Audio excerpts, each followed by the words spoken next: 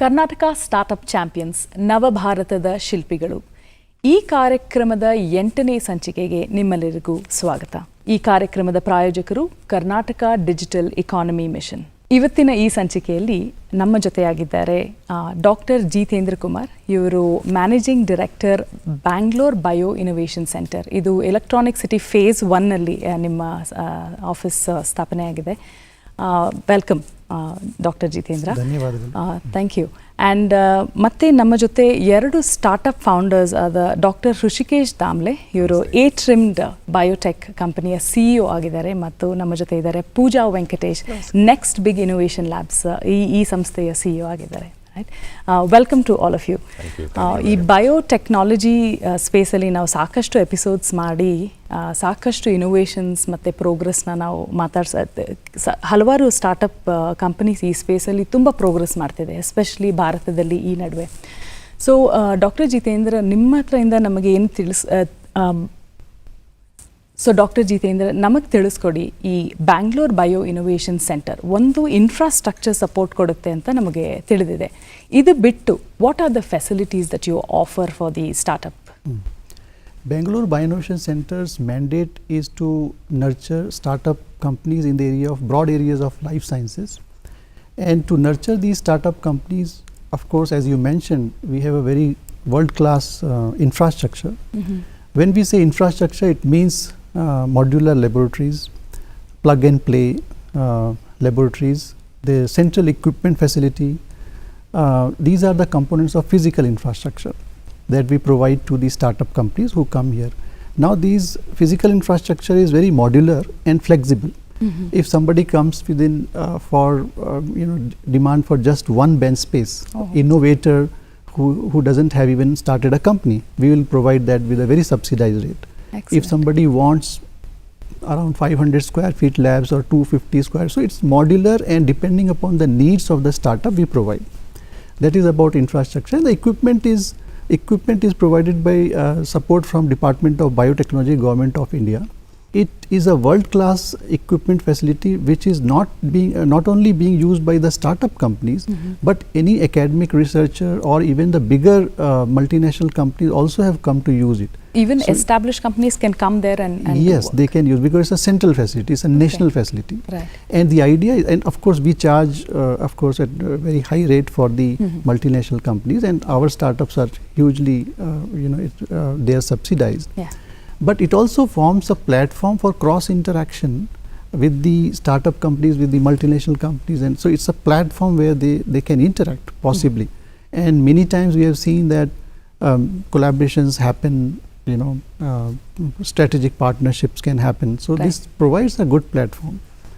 Apart from infrastructure, we provide mentorship support, that is one-to-one mentorship with if a company says that okay, we want to be mentored by such a good mentor who has seen it, who has done it, we make contact with that person and they can mentor these startup companies.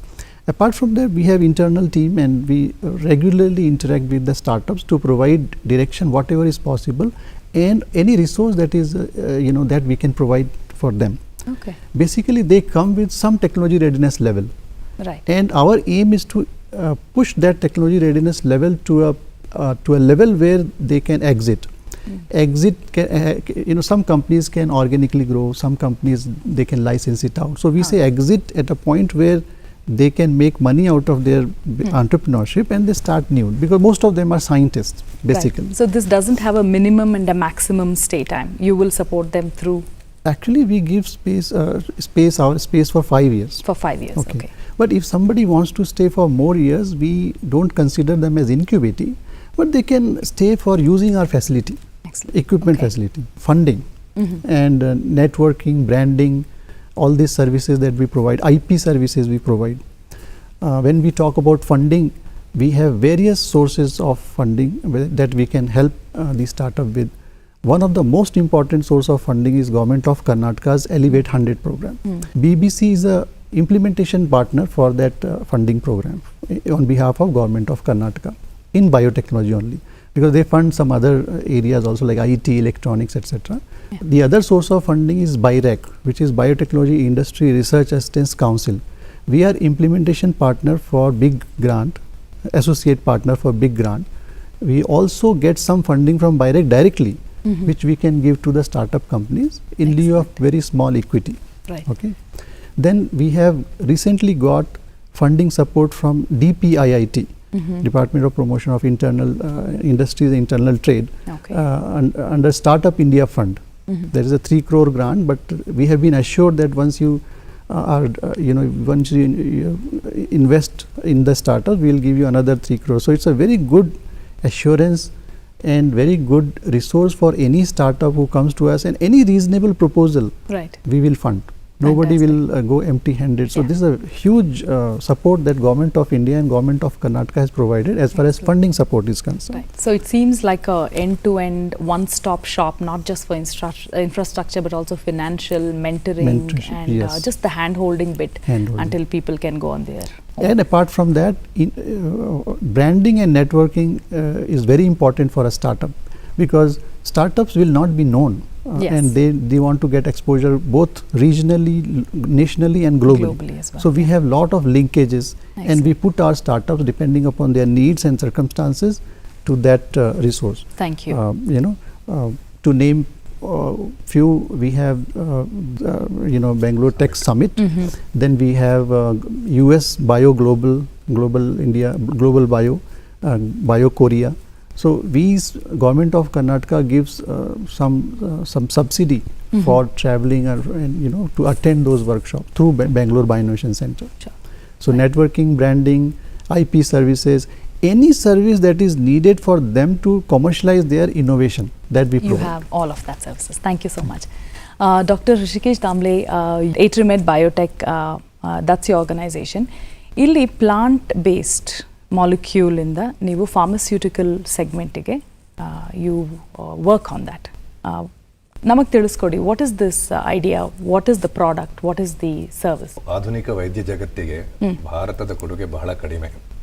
So ಆದ್ರಿಂದ ಆ inspiration ನಲ್ಲಿ ನಾವು ಏನಾದರೂ ಮಾಡಿ at least ಒಂದು 2 ಮಾಲಿಕ್ಯೂಲನ್ನು, ಅದು ಅಲ್ಲದೆ ಕೆಲವು ಪ್ರಾಡಕ್ಟ್ಸನ್ನು ನಮ್ಮ ದೇಶಕ್ಕೆ ಹಾಗೂ ಉಳಿದ ದೇಶಗಳಿಗೂ ಕೊಡಬೇಕು ಅಂತ ಹೇಳಿ ನಾವು ಸ್ಟಾರ್ಟ್ ಮಾಡಿದ್ವಿ. ಇಮ್ಯುನಿಟಿ, ಇನ್ಫ್ಲಮೇಷನ್, ಇನ್ಫೆಕ್ಷನ್ ಇದೆಲ್ಲ ರಿಲೇಟೆಡ್ ಸಬ್ಜೆಕ್ಟ್. ಸೊ ಇದರ ಮೇಲೆ ನಾವು ಕೆಲಸ ಮಾಡ್ತೀವಿ. ಹೆಚ್ಚಿನದಾಗಿ ನಾವು ಚರ್ಮದ ಕಾಯಿಲೆ ಮೇಲೆ ಕೆಲಸ ಮಾಡ್ತೀವಿ. ಫಾರ್ ಎಕ್ಸಾಂಪಲ್ ಸೋರಿಯಾಸಿಸ್ ಅಂತ ಒಂದು ಕಾಯಿಲೆ ಇದೆ, ಕೇಳಿರ್ಬೇಕು ನೀವು. ಆಕ್ನೆ ಅಂತ ಕಾಯಿಲೆ ಇದೆ, ಅಂದ್ರೆ ಆಕ್ನೆ ಕಾಯಿಲೆಯಾಗಿ ಕ್ಲಾಸಿಫೈ ಆಗುತ್ತೆ. ಯಾಕಂದ್ರೆ ಆಕ್ನೆಯಲ್ಲಿ ಕೂಡ ಇನ್ಫ್ಲಮೇಷನ್ ಇರುತ್ತೆ. ಆಕ್ನೆ ಇಸ್ ಆಲ್ಸೋ ವೆರಿ ಇಂಪಾರ್ಟೆಂಟ್, ಯಾಕಂದ್ರೆ ಮುಖದ ಮೇಲೆ ಮೊಡವೆ ಬಂದ್ರೆ ಎಲ್ಲರಿಗೆ ಅಳು ಬರಕ್ಕೆ ಶುರು ಆಗುತ್ತೆ. ಸೊ ಅದು ಇಂಪಾರ್ಟೆಂಟ್. ಅದು ಅಲ್ಲದೆ ಎಕ್ಸಿಮಾ, ಎಲರ್ಜಿ ಇಂಥದಕ್ಕೆಲ್ಲ ನಾವು ಔಷಧಿ ಕಂಡುಹಿಡುತ್ತೇವೆ. ಅದರ ಜೊತೆಗೆ ಇನ್ಫೆಕ್ಷನ್ ನಲ್ಲಿ ಬೇಸಿಕ್ಲಿ ಫಾರ್ ಎಕ್ಸಾಂಪಲ್ ಆಂಟಿವೈರಲ್, ಈಗ ಈ ಕೊರೋನಾ ಕಾಯಿಲೆಗೆ, ಸೊ ಅದಕ್ಕೆ ನಾವು ಅದಕ್ಕೂ ಔಷಧಿ ಕಂಡುಹುಡುಕಿ ಲೈಸೆನ್ಸ್ ಮಾಡಿದ್ದೀರಾ? ಪ್ರಾಡಕ್ಟ್ಸ್ ಮಾರ್ಕೆಟ್ ಅಲ್ಲಿ ಅವೈಲೇಬಲ್ ಇದೆಯಾ? ಅವೈಲೇಬಲ್ ಇದೆ, ಪ್ರಾಡಕ್ಟ್ ಮಾರ್ಕೆಟ್ ಅಲ್ಲಿ ಅವೈಲೇಬಲ್ ಇದೆ. ಅದಕ್ಕೆ ವೈವಸ್ ಅಂತ ಹೆಸರು ನೋಡಿ, ಇದು ಔಷಧಿ. ಎಕ್ಸಲೆಂಟ್. ಸೊ ಇದು ಅವೈಲೇಬಲ್ ಇದೆ. ಇದೇನು ಕ್ಯಾಪ್ಸ್ಯೂಲ್ ಮಾತ್ರೆ ಕ್ಯಾಪ್ಸೂಲ್ ರೂಪದಲ್ಲಿದೆ. ಇದು 2 ಕ್ಯಾಪ್ಸೂಲ್ 3 ಹೊತ್ತು ತಗೊಂಡ್ರೆ ಸಾಕು. ಸೊ ಇದರ ವಿಶೇಷತೆ ಏನಂತ ಹೇಳಿದ್ರೆ, ನಮ್ಮ ಸಸ್ಯಗಳ ಬಗ್ಗೆ ನಾವು ಕೇಳುವಾಗ ಅದರ ಪೌಷ್ಟಿಕಾಂಶದ ಬಗ್ಗೆ ಮಾತ್ರ ನಾವು ಯೋಚನೆ ಮಾಡ್ತೀವಿ. ಅದಕ್ಕೆ ಪ್ರೈಮರಿ ಮೆಟಬಲೈಟ್ಸ್ ಅಂತಾರೆ. ಆದ್ರೆ ಎಲ್ಲ ಸಸ್ಯಗಳಲ್ಲೂ ಸೆಕೆಂಡರಿ ಮೆಟಬಲೈಟ್ಸ್ ಇರ್ತವೆ. ಸೆಕೆಂಡರಿ ಮೆಟಬಲೈಟ್ಸ್ ಅಂದ್ರೆ ಆ ರಾಸಾಯನಿಕಗಳು, ಅದಕ್ಕೆ ಬಯೋಲಾಜಿಕಲ್ ಆಕ್ಟಿವಿಟಿ ಇರುತ್ತೆ. ಸೊ ಪ್ರಪಂಚದ ಎಲ್ಲಾ ಸಸ್ಯಗಳ ಎಲ್ಲಾ ಸೆಕೆಂಡರಿ ಮೆಟಬಲೈಟ್ಸ್ ನ ಒಂದು ಲೈಬ್ರರಿ ಮಾಡಿದ್ದೀವಿ ನಾವು. Probably biggest in the world. ಬೇರೆಯವರು ಎಲ್ಲರೂ ಏನ್ ಮಾಡಿದ್ದಾರೆ ಗೊತ್ತಿಲ್ಲ ನಮಗೆ, ಅದನ್ನ ನಮ್ಗೆ ತಿಳಿದಂತೆ ಬೇರೆ ಯಾರು ಮಾಡಿಲ್ಲ. Not just products but also cataloguing of that. ಎಲ್ಲ ಪ್ಲಾಂಟ್ಸ್ ಅನ್ನ ಕ್ಯಾಟಲಾಗ್ ಮಾಡಿ ಅದರ ಕೆಮಿಕಲ್ ಅನ್ನ, ಅದು ವರ್ಚುವಲ್ ರಿಯಾಲಿಟಿ ಅಂತೀವಿ. ಸೊ ಆರ್ಟಿಫಿಷಿಯಲ್ ಇಂಟೆಲಿಜೆನ್ಸ್ ಉಪಯೋಗಿಸಿ ಆ ಮಾಲಿಕ್ಯೂಲ್ಗಳನ್ನ ಸ್ಕ್ರೀನ್ ಮಾಡಬಹುದು. ಯಾವುದೇ ಕಾಯಿಲೆಗೆ ಸ್ಕ್ರೀನ್ ಮಾಡಬಹುದು. ಸುಮಾರು 3000 ಟಾರ್ಗೆಟ್ಸ್ಗೆ ನಾವು ಆಲ್ರೆಡಿ ಸ್ಕ್ರೀನ್ ಮಾಡಿದ್ದೀವಿ ಬೇರೆ ಬೇರೆ ಸಸ್ಯಗಳನ್ನ. ಭಾರತದಲ್ಲಿ ಸುಮಾರು 45,000 ಸಸ್ಯಗಳಿವೆ. ಆ ಎಲ್ಲಾ ಸಸ್ಯಗಳನ್ನು ನಾವು ಸ್ಕ್ರೀನ್ ಮಾಡಿದ್ದೀವಿ. ಇದ್ರ ಬಗ್ಗೆ ನಾವು ಇನ್ಫಾರ್ಮೇಶನ್ ನೋಡಬೇಕು, ತಿಳ್ಕೊಬೇಕಂದ್ರೆ ಎಲ್ಲಿ ಸಿಗಬಹುದು? ನಮ್ಮ ಲ್ಯಾಬಿಗೆ ಬಂದ್ರೆ ತೋರಿಸಬಹುದು, ಯಾರು ಬೇಕಾದ್ರು. ಇಲ್ದಿದ್ರೆ ಅದು ಕಷ್ಟ ಏನಿಲ್ಲ. ಆಕ್ಚುಲಿ ನಿಮಗೆ ವರ್ಚುವಲ್ ರಿಯಾಲಿಟಿ ಅಂದ್ರೆ ನಿಮ್ಮ ಕಂಪ್ಯೂಟರ್ ಮೇಲೆ ನಮ್ಗೆ ತೋರಿಸಬಹುದು. ಓಕೆ. ನಿಮ್ಮಲ್ಲಿ ಎಷ್ಟು ಪ್ರಾಡಕ್ಟ್ಸ್ ಇದೆ ಈ ತರ ನೀವು ರಿಸರ್ಚ್ ಮಾಡಿ ಮಾರ್ಕೆಟ್ ಒಳಗೆ ತಂದಿರುವಂತ ಪ್ರಾಡಕ್ಟ್ಸ್? ಎಟ್ ದ ಪ್ರೆಸೆಂಟ್ ನಮಗೆ ಈ ರೀತಿ ರಿಸರ್ಚ್ ಮಾಡಿ ಬಂದ ಪ್ರಾಡಕ್ಟ್ಸ್ ಒಂದು 20 ಇರಬಹುದು. ಆದರೆ ಅದು ಅಲ್ಲದೆ ಬೇರೆ ನಮ್ಮದು ಕಾಸ್ಮೆಟಿಕ್ಸು ಆಮೇಲೆ ಬೇರೆ ಪ್ರಾಡಕ್ಟ್ಸ್ ಇದೆ ನಮ್ಮದು. ಯಾಕಂದರೆ ಆರ್ಥಿಕ ಪರಿಸ್ಥಿತಿ ಅಂತ ಹೇಳೋದು ವೆರಿ ಇಂಪಾರ್ಟೆಂಟ್. ಆರ್ಥಿಕ ಅಂದರೆ ಇದೆಲ್ಲ ರಿಸರ್ಚ್ ಅಂತ ಹೇಳೋದು ವೆರಿ ಎಕ್ಸ್ಪೆನ್ಸಿವ್. ನನಗೆ ಆರ್ಟಿಫಿಷಿಯಲ್ ಇಂಟೆಲಿಜೆನ್ಸ್ ಅಂತ ಹೇಳಿದೆ ಒಂದು ದಿವಸಕ್ಕೆ ಲೈಸೆನ್ಸಿಂಗ್ ಕಾಸ್ಟ್ 20,000 ರೂಪಾಯಿ ಆಗುತ್ತೆ ಅದಕ್ಕೆ. ಸೊ ಅಷ್ಟು ಅಗಾಧವಾದ ದುಡ್ಡು ಬೇಕು ಅಂತಾದರೆ ನಮ್ಮ ಬಿಸ್ನೆಸ್ ಮಾಡಬೇಕಾಗಿ ಬರುತ್ತೆ. ಸೊ ಈ ಬಿಸ್ನೆಸ್ಗೆ ಮೆಂಟರಿಂಗ್ ಕೂಡ ನಮ್ಗೆ ಅಲ್ಲಿ ಸಿಗುತ್ತೆ. ನಾವು ಬ್ಯಾಂಗ್ಳೂರ್ ಬಯೋ ಇನೋವೇಷನ್ ಸೆಂಟರ್ ಅಲ್ಲಿ ಇರೋದು, ಡಾಕ್ಟರ್ ಜಿತೇಂದ್ರ ಅವರು ಹೇಳ್ದಂಗೆ. ಸೊ ಅಲ್ಲೇ ಇರೋದು. ಸೊ ಅಲ್ಲಿ ನಮಗೆ 2-3 ವಿಧದ ಅಂದರೆ ರೂಪದಲ್ಲಿ ನಮಗೆ ಸಹಾಯ ಸಿಗುತ್ತೆ. ಒಂದು ಈ ಥರ ಬೇರೆ ಕಂಪನಿಯವ್ರ ಜೊತೆಗೂ ನಾವು ಸೇರ್ಕೊಂಡು ಕೋ ಡೆವಲಪ್ಮೆಂಟ್ ಮಾಡಿದ್ವಿ. ಫಾರ್ ಎಕ್ಸಾಂಪಲ್ ಒಂದು ಇಮ್ಯುನಿಟಿ ಕಿಟ್ ಡೆವಲಪ್ ಮಾಡಿದ್ವಿ ನಾವು. ಈ ಕಿಟ್ ಏನು ಹೇಳುತ್ತೆ ಅಂದರೆ, ಈ ನೀವು ಕೇಳಿರ್ಬೋದು ಸರ್ಕ್ಯುಲೇಟಿಂಗ್ ಆಂಟಿಬಾಡೀಸ್ ಕಡಿಮೆ ಆಗ್ತಾ ಇದೆ ಅಂತ ಹೇಳಿ. ಸರ್ಕ್ಯುಲೇಟಿಂಗ್ ಆಂಟಿಬಾಡೀಸ್ ಕಡಿಮೆ ಇದ್ರೂ ನಮ್ಮ ದೇಹದಲ್ಲಿ ಇರುವ ಬೇರೆ ರೋಗ ನಿರೋಧಕ ಕಣಗಳು like memory T cell, so ಅದರಿಂದ ನಮ್ಮ ಇವನ್ ಒಮಿಕ್ರಾನ್ ಮೇಲೆ ಕೂಡ ಎಫೆಕ್ಟಿವ್ ಇದೆಯಾ ಅಂತ ನಾವು ಈಗ ಸ್ಟಾರ್ಟ್ ಮಾಡ್ತಾ ಇದ್ದೀವಿ, ಟ್ರಯಲ್ ಸ್ಟಾರ್ಟ್ ಮಾಡ್ತಾ ಇದ್ದೀವಿ. ಸೊ ಅಂಥ ಕಿಟ್ ಅನ್ನು ಡೆವಲಪ್ ಮಾಡಿದ್ದೀವಿ ನಾವು. ಸೊ ಬೇರೆಯವರ ಜೊತೆಗೆ ಒಂದು ಕೆಲಸ ಮಾಡೋದು ಅದು ಸಾಧ್ಯತೆ ಇರುವ, ಯಾಕೆಂದ್ರೆ ನಾವು ಒಂದು 50 ಕಂಪನಿಗಳಿವೆ ಅಲ್ಲಿ. ಸೊ 50 ಕಂಪನಿಯಲ್ಲಿ ಲೈಕ್ ಮೈಂಡೆಡ್ ಕಂಪನಿಗಳ ಜೊತೆಗೆ ನಾವು ಕೆಲಸ ಮಾಡಬಹುದು. ಅದು ಅಲ್ಲದೆ ಅಲ್ಲಿರುವ ಟೋಟಲ್ ಎಕ್ವಿಪ್ಮೆಂಟ್ ನೀವು ನೋಡಿದ್ರೆ ಸುಮಾರು 200 ಕೋಟಿಗೆ ಹತ್ರ ಇನ್ವೆಸ್ಟ್ಮೆಂಟ್ ಇರೋದು. ನಿಜ ಹೇಳಬೇಕು ಅಂತ ಬ್ಯಾಂಗ್ಳೂರ್ ಬಯೋ ಇನೋವೇಷನ್ ಸೆಂಟರ್ ಇಲ್ಲದೆ ಇದ್ರೆ ಆಟ್ರಿಮೆಟ್ ಬಯೋಟೆಕ್ ಇರ್ತಿರ್ಲಿಲ್ಲ. ನಮಗೆ ಡ್ರೀಮ್ ಆಗಿತ್ತು. ನಾನು ಫಸ್ಟ್ ಟೈಮ್ ಒಂದ್ಸಲ ಹೋಗಿ ನೋಡಿದಾಗ ಅಲ್ಲಿ ಡಾಕ್ಟರ್ ಜಿತೇಂದ್ರ ಇದ್ರು, ಅವ್ರು ನಮ್ಗೆ ತುಂಬಾ ಸಪೋರ್ಟ್ ಮಾಡಿದ್ರು. ಅವರ ಮೂಲಕ ನಮಗೆ ಅಲ್ಲಿ ಇನ್ಕ್ಯುಬೇಷನ್ ಅಂದರೆ ಅಲ್ಲಿ ರೆಂಟಿಗೆ ಜಾಗ ಕೊಟ್ಟರು. ಆ ಜಾಗದ ಮೂಲಕ ಅದು ಇಲ್ಲದೆ ಇದ್ರೆ ನಾವು R&D ಮಾಡೋಕ್ಕೆ ಸಾಧ್ಯನೇ ಇರಲಿಲ್ಲ. ಇನ್ಫ್ಯಾಕ್ಟ್ ಆಟ್ರಿಮೆಟ್ ಬಯೋಟೆಕ್ ಅಂತ ಹೇಳುವ ಸಂಸ್ಥೆಯನ್ನು ನಾನು ಸ್ಟಾರ್ಟೇ ಮಾಡ್ತಾ ಇರಲಿಲ್ಲ. ಈ ಐಡಿಯೇಷನ್ ಹೇಗೆ ಶುರು ಆಯಿತು? When was this? 5 years back ನೀವು ಇದನ್ನ? ಇಲ್ಲ, ನನಗೆ ರಿಸರ್ಚ್ ಬಗ್ಗೆ ಸುಮಾರು 20 ವರ್ಷದಿಂದಲೇ ಆಸಕ್ತಿ ಇತ್ತು. ನಾನು ಸ್ಟೂಡೆಂಟ್ ಡೇಸಿಂದಲೇ ಆಸಕ್ತಿ ಇತ್ತು. ಆಮೇಲೆ ನಾನು ಬೇರೆ ಒಂದು ಫಾರ್ಮಾಸ್ಯೂಟಿಕಲ್ ಕಂಪನಿ ಮಾಡಿದ್ದೆ. ಸೊ ನನಗೆ ಬಿಸ್ನೆಸ್ ಮಾಡಿ ಪರಿಚಯ ಇತ್ತು. ಆದರೆ ಇದನ್ನ ಮಾಡಬೇಕು ಅಂತ ಇದ್ದಿದ್ದು ಆಸೆ ಇತ್ತು. ಬಟ್ ಆಸೆ ಬಿಟ್ಟಿದ್ವಿ ನಾವು, ಯಾಕಂದ್ರೆ 100 ಕೋಟಿ 200 ಕೋಟಿ ಇನ್ವೆಸ್ಟ್ಮೆಂಟ್ ಮಾಡುವಷ್ಟು ತಾಕತ್ತು ನಮ್ಗೆ ಇಲ್ಲ. ಆದರೆ ಬ್ಯಾಂಗ್ಳೂರ್ ಬಯೋ ಇನೋವೇಷನ್ ಸೆಂಟರ್ ನೋಡಿದಾಗ ನಮಗೆ ಅದು ಸಾಧ್ಯ ಅಂತ ಹೇಳಿ ಗೊತ್ತಾಯ್ತು. ಅದಕ್ಕೆ ಅಲ್ಲಿ ಹೋಗಿ ಆಮೇಲೆ ಅಲ್ಲಿ ಶುರು ಮಾಡಿದ್ವಿ ನಾವು ಈ ಕೆಲಸ. Excellent, thank you doctor Damle. Pooja, ನಾನು one of my recent life style changes ಏನು ಅಂದರೆ ಕ್ರೂಯಲ್ಟಿ ಫ್ರೀ ಪ್ರಾಡಕ್ಟ್ಸ್ನ ಯೂಸ್ ಮಾಡಬೇಕು ಅಂತ ನನಗೆ ಆಸೆ. ಆ್ಯಂಡ್ ಆಲ್ಸೋ ಈ ದೊಡ್ಡ ವೇವ್ ಇದೆ ಈಗ, this government is shutting down cruelty and testing on animals. ಈಗ ನಿಮ್ಮ ಕಂಪನಿ ಬಗ್ಗೆ ರಿಸರ್ಚ್ ಮಾಡುವಾಗ ನೆಕ್ಸ್ಟ್ ಬಿಗ್ ಇನೋವೇಷನ್ ಲ್ಯಾಬ್ಸ್, ನೀವು 3D ಬಯೋ ಪ್ರಿಂಟೆಡ್ ಸ್ಕಿನ್ ಇದನ್ನು ಪ್ರಿಂಟ್ ಮಾಡ್ತಿದ್ದೀರಾ ಅಂತ ಗೊತ್ತಾಯಿತು. ಆ್ಯಂಡ್ ಸ್ವಲ್ಪ ನನ್ನ ಪ್ರಕಾರ ನನಗರ್ಥ ಆಗಿದ್ದು ಇದ್ರ ಮೇಲೆ ನಾವು ಕಾಸ್ಮೆಟಿಕ್ಸ್ ಟೆಸ್ಟ್ ಆಗಲಿ ಇಲ್ಲ ಡ್ರಗ್ ಟೆಸ್ಟ್ ಆಗಲಿ ಮಾಡ್ಬೋದು ಅಂತ. What is next big innovation labs? ಏನು ಮಾಡ್ತಿದ್ದೀರಲ್ಲ, it's absolutely mind blowing. Thank you. And I think ನೀವು ಸಾಕಷ್ಟು ತಿಳ್ಕೊಂಡಿದ್ದೀರಾ ನಮ್ಮ ಬಗ್ಗೆ. ಸೊ ನಾವು 5 ವರ್ಷದ ಕಡೆ ಹಿಂದೆ ಶುರು ಮಾಡಿದ್ದು ನೆಕ್ಸ್ಟ್ ಬಿಗ್ ಇನೋವೇಷನ್ ಲ್ಯಾಬ್ಸ್ನ. ಸೊ ಆ ಟೈಮಿನಲ್ಲಿ ನಮಗೆ ಕರ್ನಾಟಕ ಸರ್ಕಾರದಿಂದ ಮತ್ತು ಕೇಂದ್ರ ಸರ್ಕಾರದಿಂದ ಗ್ರಾಂಟ್ಗಳನ್ನು ಪಡೆದ್ವಿ. ಅದ ನಂತರ BBC ಮೂಲಕ ನಮಗೆ ಈ ಬಯೋಟೆಕ್ ಸಂಶೋಧನೆ ಮಾಡಬೇಕಂದ್ರೆ ಒಂದು ಪರಿಸರ ವ್ಯವಸ್ಥೆ ಇರಬೇಕು, ಇಕೋಸಿಸ್ಟಮ್ ಇರಬೇಕು. ಯಾಕೆಂದರೆ ಅದು ಸಾಕಷ್ಟು ಮತ್ತು ಎಕ್ವಿಪ್ಮೆಂಟ್ಸು ಸಾಕಷ್ಟು ಎಕ್ಸ್ಪೆನ್ಸಿವ್ ಇರ್ತವೆ. ಸೊ ಅದರಿಂದ BBCಯಲ್ಲಿ ನಾವು ಇನ್ಕ್ಯುಬೇಟ್ ಆಗಿ ಫಸ್ಟ್ ನಾವು ಏನು ತಯಾರಿಸಿದ್ವಿ ಅಂದರೆ ನಮ್ಮದೇ ಅಂತಹ ಒಂದು 3D ಬಯೋ ಪ್ರಿಂಟರ್. ಇದು ಭಾರತದ ಮೊದಲನೆಯ ಕಸ್ಟಮೈಸ್ 3D ಬಯೋ ಪ್ರಿಂಟರ್. ಅದನ್ನ ನೀವೇ ತಂದು ಮಾಡಿ ಅಸೆಂಬಲ್ ಮಾಡಿ? ಹೌದು, ನಾವೇ ಬಿಲ್ಡ್ ಮಾಡಿದೀವಿ ಅದನ್ನ. ತ್ರಿವಿಮ ಅಂದ್ರೆ ಸಂಸ್ಕೃತನಲ್ಲಿ 3D ಅಂತ 3 ಡೈಮೆನ್ಷನ್ ಅಂತ ಅರ್ಥ. ನಾವು ಈ 3D ಬಯೋ ಪ್ರಿಂಟಿಂಗ್ ಮೇಲೆ 2 ಅಂಶ ಇದೆ, ಅಂದ್ರೆ ಇಂಜಿನಿಯರಿಂಗ್ ಇದೆ ಮತ್ತೆ ಟೆಕ್ನಾಲಜಿ, ಬಯೋಟೆಕ್ನಾಲಜಿ ಇದೆ. ಸೊ 2 ಅಂಶದ ಮೇಲೆ ನಾವು ಸಂಶೋಧನೆ ಮತ್ತೆ ಕೆಲಸ ಮಾಡ್ತೀವಿ. ಸೊ ಆ ಪ್ರಯತ್ನದಿಂದಲೇ ನಾವು ಫಸ್ಟು 2018ರಲ್ಲಿ ಕರ್ನಾಟಕ ಸರ್ಕಾರ ಮತ್ತು BBCಯ ಸಹಾಯದಿಂದ ಬ್ಯಾಂಗ್ಳೂರು ಟೆಕ್ ಸಮಿಟಲ್ಲಿ ಲಾಂಚ್ ಮಾಡಿದ್ವಿ. ಸೊ ಇತ್ತೀಚೆಗೆ ನಮ್ಮ 3D ಬಯೋ ಪ್ರಿಂಟರ್ನ ಸಾಕಷ್ಟು ಒಂದು ರಿಸರ್ಚ್ ಇನ್ಸ್ಟಿಟ್ಯೂಟ್ ಮತ್ತು ಎಜುಕೇಷನಲ್ ಇನ್ಸ್ಟಿಟ್ಯೂಟ್ಸ್ ಮತ್ತು ಮೆಡಿಕಲ್ ಕಾಲೇಜ್ನಲ್ಲಿ ನಾವು ಸ್ಥಾಪನೆ ಮಾಡಿದ್ದೀವಿ. ಮತ್ತು ಅದನ್ನು ಹೇಗೆ ಉಪಯೋಗಿಸುವುದು ಅಂತ ಟ್ರೈನಿಂಗ್ ಕೂಡ ಸಹ ಕೊಟ್ಟಿದ್ದೀವಿ.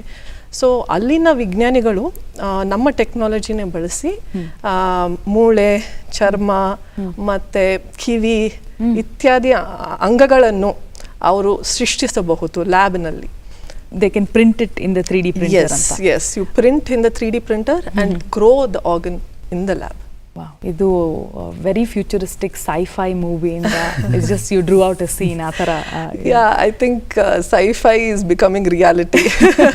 ಸಾಕಷ್ಟು ನಾವು ನೋಡ್ತಾ ಇದ್ದೀವಿ. AI projects are coming up. ಮತ್ತು ಬಯೋಟೆಕ್ನಾಲಜಿಯಲ್ಲಿ ಎಂತಹ ಒಂದು ಇನ್ನೋವೇಟಿವ್ ಪ್ರಾಡಕ್ಟ್ಸ್ ಬರ್ತಾ ಇದೆ, ಒಂದು ಮಲ್ಟಿ ಡಿಸಿಪ್ಲಿನರಿ ಸೈನ್ಸಸ್ ಅಂತೀವಲ್ಲ. ಸೊ ಬಯೋಟೆಕ್ ಅಂತಲೇ ಅಲ್ಲ, ಸೊ ಮೆಕ್ಯಾನಿಕಲ್ ಮತ್ತು ಬಯೋಟೆಕ್ ಸೇರಿಕೊಂಡು ಈ ಥರ 3D ಬಯೋಪ್ರಿಂಟಿಂಗ್ ನಾವು 3D ಬಯೋಪ್ರಿಂಟರ್ ನಾವು ಉತ್ಪಾದನೆ ಮಾಡಿದ್ದೀವಿ.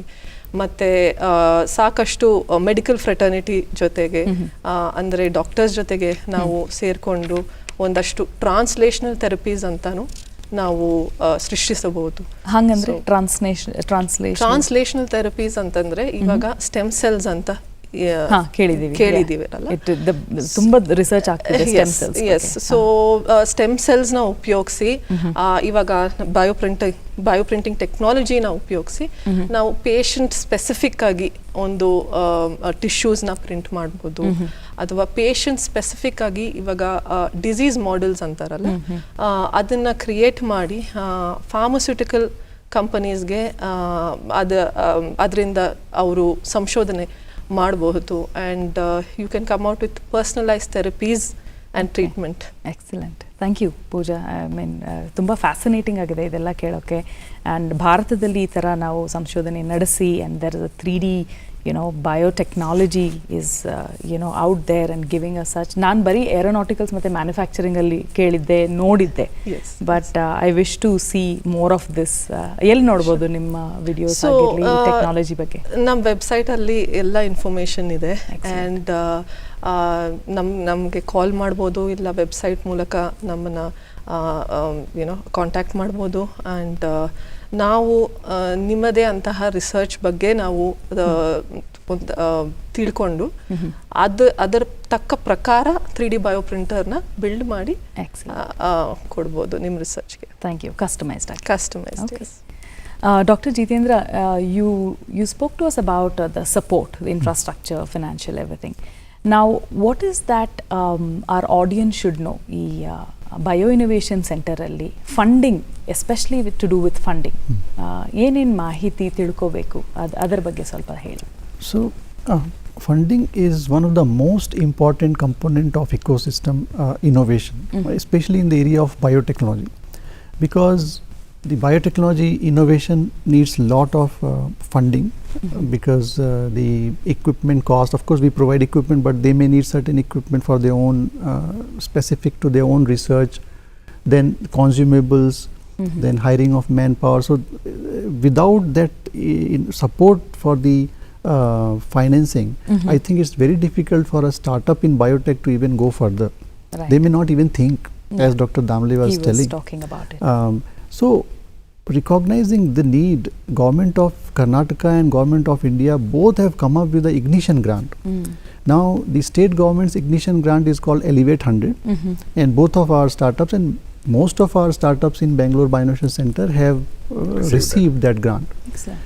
The other central government component is called Biotech Ignition Grant, which is instituted within a center called Biotechnology Industry Research Assistance Council, BIRAC, which is under the aegis of Department of Biotechnology, Government of India. So these ignition grants are, say, up to 50 lakhs, which can provide much needed support for actually doing the experiments, proof of concept if they can do. Right. And then they can go for some scaling up, because these fundings are again, some follow-up fundings are also available. Yeah. CIBRI, BIPP and so on. Right. Now, apart from this, this is initial ignition grant. Apart from this, if any innovator wants to come to Bangalore Bioinnovation Center and start their innovative idea and translation of that research, we provide very subsidized rates. That is also a component of funding also. Even I can say that during COVID time, we have launched some 30 products. And many of them, they came and they said that we don't have money to pay you rental. And we thought, okay, you just use the facility because it was a national emergency. Absolutely. And use the facility and consumables, whatever is there, and we will help you in whatever way possible. And many of them have come up with wonderful products. Yeah, that's a great stepping stone for them as Yes. well, and good So encouragement. that is also one of the support. Then of course slowly we encourage them to write grants. Okay. As I said earlier also, we have Startup India Seed Fund now, Okay. 3 crores, and it can be given to startups at the very initial phases as well as market entry also. So there are 2 different components. Right. So 20 lakhs, up to 20 lakhs for proof of concept, and up to 50 lakhs for market entry. Right. Okay, then we have BIREC seed fund given to the to the incubation center itself, that we can give to the startups. Excellent. Dr. Jitendra, one last question for you. These are very unprecedented and very delicate times, looking at the global pandemic, right? How do you see the future of biotechnology? See, these kind of epidemics, can happen anytime in future. They have happened also 100 years back. That's We heard that there was, but now we are equipped with the knowledge in biotechnology. But that knowledge was not in kinetic motion when this COVID hit us. So there was a potential, but there was no way. We were at loss because it suddenly came. And we were dependent upon many other countries for even PPE kits. I mean, small things we were dependent upon other countries. Now COVID has taught us that India needs to become self-sufficient. Karnataka needs to become, and Bangalore being an innovation hub in the country, now it has a global recognition. Right. So our scientists, innovators, government, all the stakeholders came together in such a nice way in this COVID, that it has set an unprecedented example. Right. And we have come up with product. We are now self-sufficient in many of these things. So I think we are now at a stage where we can tackle such epidemics, on our own, without depending upon the government or in the other countries. Of course, you know that in vaccines we are the leaders, production Yes. of vaccines. Half of the globe uses our vaccine. What we lack still is the more cohesive, cohesion between all the stakeholders, scaling up facilities. So future, we need to provide these startup companies with the scale up options. Sure. Suppose they have done a proof of concept. Now, for example, he comes with Dr. Damle comes to me and says that, okay, I need a 100-liter fermenter for doing a pilot scale. Can you provide me? Now at this current time, of course we have instituted one, now we have installed one, but that time we did not have, and many such facilities. Suppose so now you're saying you're future proof and self-sufficient, yeah. And also there's a sustainability model in Exactly. terms of everything, right? And Matte, for example, if he wants to come, anybody wants to come, we need a GMP facility. GMP, so we have already created a GMP Sure. facility. Thank you sir, thank you. Doctor Damle, ನೀವು ಹೇಳ್ತಾ ಇದ್ರಿ, ನೀವು ನಿಮ್ಮ ಕಡೆಯಿಂದ to this world, ಭಾರತದ ಕಡೆಯಿಂದ ಒಂದು ಕೊಡುಗೆ ಕೊಡಬೇಕು ಅಂತ. It was quite inspiring. ನಾವು ಜಸ್ಟ್ ಶೋ ಶುರುವಾಗೋಕ್ಕೆ ಮೊದಲು ಮಾತಾಡ್ತಿದ್ವಿ. I want you to say few words about it. ಈಗ ಪ್ರಪಂಚದಲ್ಲಿರುವ ಎಲ್ಲ ಔಷಧಿ ನೋಡಿ ನೀವು, ಎಲ್ಲ ಔಷಧಿ ಅದರ ಬೇಸಿಕ್ ರಿಸರ್ಚ್ ಆಗೋದೆಲ್ಲ ಫಾರಿನಲ್ಲಿ, ಆಮೇಲೆ ಅಲ್ಲಿಯ ಕಂಪನಿಗಳು ಪೇಟೆಂಟ್ ತಗೊಂಡು ಅದನ್ನು ಇಲ್ಲಿ ಮಾರ್ತಾರೆ. ಮಾರಿದ್ರೆ ನಮಗೆ ನಾವು ಅದಕ್ಕೆ ಪೇಟೆಂಟಿಗೆ ಬೇಕಾದಂಥ ಆ ದುಡ್ಡನ್ನು ಕೊಡಲೇಬೇಕಾಗಿ ಬರುತ್ತೆ. ಭಾರತ ದೇಶದಲ್ಲಿ ಯಾಕೆ ಮಾಡಬಾರ್ದು? ಆದರೆ ಕ್ಲಿನಿಕಲ್ ಟ್ರಯಲ್ವರೆಗೆ ಲೆವೆಲ್ ಮಾಡಬೇಕು ಅಂತಂದ್ರೆ ಸುಮಾರು $600-800 ಮಿಲಿಯನ್ ಬೇಕಾಗಿ ಬರುತ್ತೆ. ಸೊ ಅದರ ಅರ್ಧ ದಾರಿ ಆದರೂ ನಾವು ಹೋಗ್ಬೋದು. ಅರ್ಧ ದಾರಿ ಅಂತ ಹೇಳಿದ್ರೆ ಈಗ ನಾವು ಮಾಡ್ತಾ ಇದ್ದೀವಿ, ಒಂದು TNF ಆಲ್ಫಾ ಅಂತ ಒಂದು ಪ್ರೋಟೀನ್ ಇದೆ. ಆ ಪ್ರೋಟೀನನ್ನು ಇನ್ಹಿಬಿಟ್ ಮಾಡಿದರೆ ಈ ಇನ್ಫ್ಲಮೇಷನ್ ಕಮ್ಮಿ ಆಗುತ್ತೆ. ಅದರ ಟೋಟಲ್ ಔಷಧಿ, ಈಗ ಇರೋ ಔಷಧಿಗೆ ಒಂದು ಇಂಜೆಕ್ಷನಿಗೆ $50,000. ಸೊ ಅದಕ್ಕೆ ಒಂದು ಸ್ಮಾಲ್ ಮಾಲಿಕ್ಯೂಲ್ ಕಂಡು ಹುಡುಕಬೇಕು ಅಂತ ಹೇಳಿ ನಾವು TNF ಆಲ್ಫಾವನ್ನು ಪ್ರೊಡ್ಯೂಸ್ ಮಾಡಿದ್ವಿ ಲ್ಯಾಬಲ್ಲಿ. ಅವ್ರು ಹೇಳ್ತಾ ಇದ್ರು ಫರ್ಮೆಂಟ್ರಲ್ಲಿ, ಈಗ ನೆಕ್ಸ್ಟ್ ಅದು ಹ್ಯೂಮನ್ ಸೆಲ್ಲಲ್ಲಿ ಪ್ರೊಡ್ಯೂಸ್ ಮಾಡಿ ಅದನ್ನು ನಮ್ಮ ಸಸ್ಯದಲ್ಲಿ ಇರುವಂತಹ ಆ ಮಾಲಿಕ್ಯೂಲ್ ಅದರಲ್ಲಿ ಹೋಗಿ ಕೂರತ್ತಾ ಅಂತ ನೋಡಬೇಕು. ಅದು ಕೂರತ್ತೆ ಅಂತ ಹೇಳಿದ್ರೆ ಎಕ್ಸ್ರೇ ಕ್ರಿಸ್ಟಲೋಗ್ರಫಿ ಅಂತ ಮಾಡ್ತೀವಿ ನಾವು. ಆ ಸ್ಟೇಜಿಗೆ ತಲುಪಿದ್ದೀವಿ. ಸೊ ಇನ್ನೊಂದು 3-4 ವಾರದ ಒಳಗಡೆ ನಮಗೆ ಅದರ ಫಲಿತಾಂಶ ಸಿಗ್ಬಹುದು. ಫಲಿತಾಂಶ ಅಂದ್ರೆ ನಮಗೆ ಸೋಲುವುದು ವೆರಿ ಕಾಮನ್. ನಾವು 100 ಟ್ರೈ ಮಾಡಿದರೆ ಒಂದು 90 ಸಲ ನಾವು ಫೇಲ್ ಆಗೇ ಆಗ್ತೀವಿ. ಅಲ್ಲಿ ಫೇಲ್ ಆಗಲಿಕ್ಕೆ ಚಾನ್ಸಸ್ ತುಂಬ ಇವೆ. ಒಂದು ಮಾಲಿಕ್ಯುಲೇ ವರ್ಕ್ ಆಗದೇ ಇರ್ಬೋದು, 2 ಮಾಲಿಕ್ಯೂಲ್ ನೀವು ಇದ್ರೂ ಅದು ಹೊಟ್ಟೆಯಲ್ಲಿ ಕರಗಿ ನಮ್ಮ ರಕ್ತಕ್ಕೆ ಬರದೇ ಇರ್ಬೋದು, ರಕ್ತಕ್ಕೆ ಬಂದ ನಂತರ ಅದು ಟಾಕ್ಸಿಕ್ ಆಗಿರ್ಬೋದು, ಅಂದ್ರೆ ಯಾವುದೇ ಮೈಲ್ಸ್ಟೋನ್ಸ್ ತುಂಬಾ ಬೇಕು. ಸೊ ಆದ್ರಿಂದ ಇದು that is a very complicated process. ಆಮೇಲೆ ಟೈಮ್ ಕನ್ಸ್ಯೂಮಿಂಗ್, ಅಂದ್ರೆ ಸುಮಾರು ನಾವು 6 ವರ್ಷದಿಂದ ಕೆಲಸ ಮಾಡ್ತಾ ಇದ್ದೀವಿ ಕಂಟಿನ್ಯೂಸ್ ಆಗಿ ಇದ್ರ ಬಗ್ಗೆ. ನಮ್ಮ ಸೈಂಟಿಸ್ಟ್ ಎಲ್ಲ ಕೆಲಸ ಮಾಡ್ತಾ ಇದ್ದಾರೆ, ಕೆಮಿಸ್ಟ್ರಿ ಸೈಂಟಿಸ್ಟ್ ಮಾಡ್ತಾ ಇದ್ದಾರೆ, ಬಯಾಲಜಿ ಸೈಂಟಿಸ್ಟ್ ಮಾಡ್ತಾ ಇದ್ದಾರೆ, ಕಂಪ್ಯೂಟರ್ ಸೈನ್ಸ್ನ ಸೈಂಟಿಸ್ಟ್ ಮಾಡ್ತಾ ಇದ್ದಾರೆ. ಸೊ ಅದು ನಾವು ಆ ರೀತಿ ಒಂದು ಕೊಡುಗೆ ಕೊಟ್ಟರೆ that will be the first time it's a very successful thing for India. Excellent. ಅಂದ್ರೆ in this dark times ಒಂದು ಹೋಪ್ ಇದೆ. The things are happening in the background ಅಲ್ವಾ? ನಡೀತಾನೆ ಇದೆ. ಹೋಪ್ ಇದೆ. ಸತತವಾಗಿ ಪ್ರಯತ್ನ ನಡೀತಾನೆ ಇದೆ. ಪ್ರಯತ್ನದಲ್ಲಿ ಸಫಲತೆನೂ ಬರ್ತಾನೆ ಇದೆ. ಸ್ಟೆಪ್ ಬೈ ಸ್ಟೆಪ್ ನಾವು ನೋಡ್ತಾ ಹೋದ್ರೆ ಅಂತಿಮ ಸ್ಟೆಪ್ ವರೆಗೆ, ಅಂದ್ರೆ ಪ್ರೀ ಕ್ಲಿನಿಕಲ್ ಅಂತಿಮ ಸ್ಟೆಪ್ ವರೆಗೆ ನಾವು ತಲುಪಿದ್ದೀವಿ. Thank you doctor Damle. Pooja, finally ನೀವು ಹೇಳ್ತಿದ್ರಿ ಈ 3D bioprinting it started with skin, but ನಿಮ್ಮ ವಿಷನ್ ಇನ್ನೂ ದೊಡ್ಡದಾಗಿದೆ, ಇಟ್ ಎಕ್ಸ್ಟೆಂಡ್ಸ್ ಟು ಆರ್ಗನ್ಸ್. ಅದ್ರ ಬಗ್ಗೆ ತಿಳಿಸ್ಕೊಡಿ. ಸೊ ಈಗ ಅಂದರೆ 3D ಬಯೋಪ್ರಿಂಟಿಂಗ್ ಮತ್ತು 3D ಪ್ರಿಂಟಿಂಗ್ ತತ್ವದಲ್ಲಿ ಒಂದೇ ಅನ್ಬೋದು. ಆದರೆ 3D ಬಯೋಪ್ರಿಂಟಿಂಗ್ ಟೆಕ್ನಾಲಜಿ ಉಪಯೋಗಿಸಿ ನಾವು ಬಯೋಮೆಟೀರಿಯಲ್ಸ್ ಅಂತೀವಿ, ಬಯೋಮೆಟೀರಿಯಲ್ಸ್ ಮತ್ತು ಸೆಲ್ಸ್ ಜೊತೆಗೆ ಪ್ರಿಂಟ್ ಮಾಡಿ ಈ ಟಿಶ್ಯೂಸನ್ನು ಇಲ್ಲ ಆರ್ಗನ್ಸನ್ನು ನಾವು ಸೃಷ್ಟಿಸಬಹುದು ಲ್ಯಾಬಲ್ಲಿ. ಸೊ ಈ ಥರ ಜಾಗತಿಕವಾಗಿ ಸಾಕಷ್ಟು ಸಂಶೋಧನೆ ನಡೆದಿದೆ. ಮತ್ತು ಹೇಗೆ ಒಂದು ಪ್ರೋಗ್ರೆಷನ್ ನಡೀತಾ ಇದೆ ಅಂದರೆ ಒಂದು ಮಟ್ಟಿಗೆ ಅದು ತಲುಪಿದೆ, ಬಟ್ ಸ್ವಲ್ಪ ಚಾಲೆಂಜಸ್ ಅನ್ನು ಫೇಸ್ ಮಾಡ್ತಾ ಇದ್ದೀವಿ. ಸೊ ಚಾಲೆಂಜಸ್ ಏನಂದರೆ, ಇವಾಗ ಆರ್ಗನ್ಸ್ನ ಪ್ರಿಂಟ್ ಮಾಡ್ಬೋದು, ಅದನ್ನು ಲ್ಯಾಬಲ್ಲಿ ನಾವು ಕಲ್ಚರ್ ಮಾಡಿ ಅಂಗಗಳನ್ನ ತಯಾರಿಸ್ಬೋದು. ಬಟ್ ಅದನ್ನು ಟ್ರಾನ್ಸ್ಪ್ಲಾಂಟ್ ಮಾಡಿದ ಮೇಲೆ ಅದು ಒಂದು ಬ್ಲಡ್ ಸಪ್ಲೈ ಆ ಆರ್ಗನ್ಗೆ ತಲುಪಬೇಕು. ಇಲ್ಲ ಅಂದರೆ ರಿಜೆಕ್ಷನ್ ಆಗ್ಬೋದು, ನಾವು ಏನು ಹೇಳ್ತೀವಿ ಅಂದರೆ ನೆಕ್ರಾಟಿಕ್ ಕೋರ್ಸ್ ಕ್ರಿಯೇಟ್ ಆಗ್ಬೋದು ಅಂತ. ಸೊ ಈ ಥರ ಚಾಲೆಂಜಸ್ ಮೇಲೆ ಜಾಗತಿಕ ಒಂದು ಸಂಶೋಧನೆ ನಡೀತಾ ಇದೆ. ಅದನ್ನ ವ್ಯಾಸ್ಕ್ಯುಲೇಚರ್ ಪ್ರಿಂಟಿಂಗ್ ಅಂತೀವಿ. ಸೊ ಆ ದಿಕ್ಕಿನಲ್ಲಿ ಹೋಗ್ತಾ ಇದೆ ಸಂಶೋಧನೆ ಬಯೋಪ್ರಿಂಟಿಂಗ್ನಲ್ಲಿ. ಸೊ ನಮಗೆ ಅಂದರೆ ನೆಕ್ಸ್ಟ್ ಬಿಗ್ ಇನೋವೇಷನ್ ಲ್ಯಾಬ್ಸಲ್ಲಿ ಏನೊಂದು ಲಕ್ಷ್ಯ ಇದೆ ಅಂದರೆ, ನಾವು ತಯಾರಿಸುತ್ತಿರುವ ಈ ಮನುಷ್ಯದ ಚರ್ಮ ಒಂದು ಬರ್ನ್ ಪೇಷಂಟ್ಸ್ ಮತ್ತು ತೀವ್ರವಾಗಿ ಗಾಯಪಡಿಸುವ ಪೇಷಂಟ್ಸ್ ಮೇಲೆ ಟ್ರಾನ್ಸ್ಪ್ಲಾಂಟ್ ಆಗಬೇಕಂತ ಒಂದು ನಮ್ಮ ಲಕ್ಷ್ಯ. Excellent. All the very best that. ಈಗ ನನಗೆ ಹೇಗಿದೆ ಈ ಪಾಸ್ಟ್ 30 ಮಿನಿಟ್ಸ್ ಅಂದರೆ, some of the best minds, the brightest minds and the most generous hearts in the country, ನೀವೆಲ್ಲರೂ ಕೂಡ ಇಷ್ಟು ದೂರ ಬಂದು ನಮ್ಮ ಜೊತೆ ಮಾತಾಡಿ ನಿಮ್ಮ ಸಂಶೋಧನೆಗಳ ಬಗ್ಗೆ ತಿಳಿಸ್ಕೊಟ್ಟಿದ್ದಕ್ಕೆ ಥ್ಯಾಂಕ್ ಯು, ಧನ್ಯವಾದಗಳು, and wish you all the very best. Thank you. ಧನ್ಯವಾದ. ಇದು ಕರ್ನಾಟಕ ಸ್ಟಾರ್ಟ್ಅಪ್ ಚಾಂಪಿಯನ್ಸ್, ನವಭಾರತದ ಶಿಲ್ಪಿಗಳು. ಈ ಕಾರ್ಯಕ್ರಮದ ಪ್ರಾಯೋಜಕರು ಕರ್ನಾಟಕ ಡಿಜಿಟಲ್ ಇಕಾನಮಿ ಮಿಷನ್. ಮತ್ತೆ ಸಿಗುವ ಮುಂದಿನ ಸಂಚಿಕೆಯಲ್ಲಿ.